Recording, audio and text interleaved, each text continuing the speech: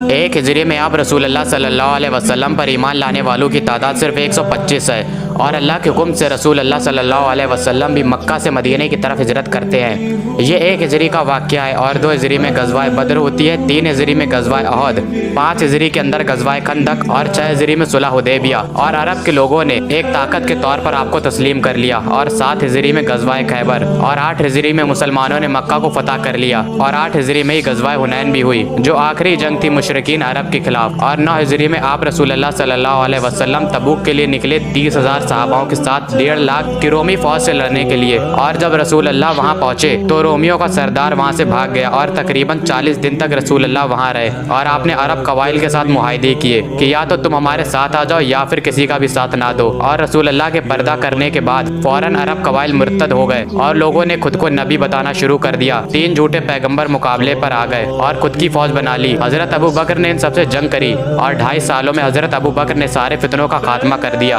और फिर हजरत उमर का दौर आया। उनके दौर में मुसलमानों ने इराक को फतह किया जो कि फारसियों के पास था और शुरुआत के ही सालों में जंग यरमौक हुई और रोमन एम्पायर टुकड़े टुकड़े हो गया और उसके बाद पर्शियन एम्पायर के खिलाफ कासीदिया हुई जो कि 4 दिनों तक लड़ी गई और तकरीबन 8,500 मुसलमान शहीद हुए। फारसी इस जंग में अपने हाथियों को लेकर आ गए। मुसलमानों के घोड़े जो हाथियों को देखकर पीछे हटने लगे, मुसलमानों ने घोड़ों को छोड़कर पैदल जाकर हाथियों को गिराया। 8,500 मुसलमानों की कुर्बानी के बाद कासीदिया में मुसलमानों को ऐसी फतह नसीब हुई कि पूरी फारस सल्तनत मुसलमानों के पास आ गई और रोमन एम्पायर जो कि यरमौक के बाद टुकड़े टुकड़े हो गई थी, उसने देखा कि मुसलमानों ने कासीदिया फतह कर ली है जो कि इतनी मुश्किल थी।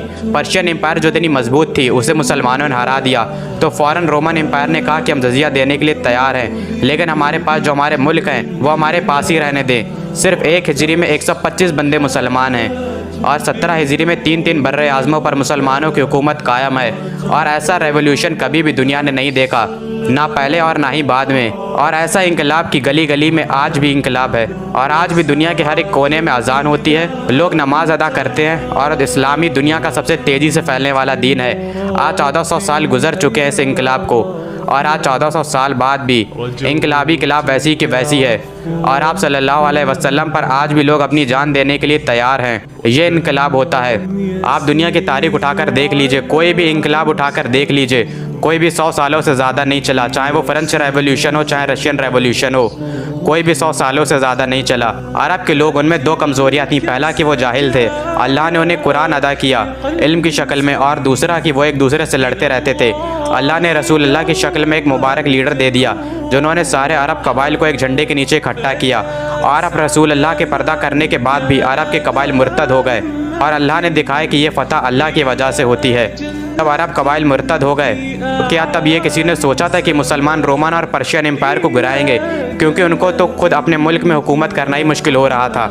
लेकिन जब हज़रत अबू बकर ने अपना जलवा दिखाया और धीरे धीरे फतूहात बढ़ती गई तो सारे कबाइल फिर से एक हो गए।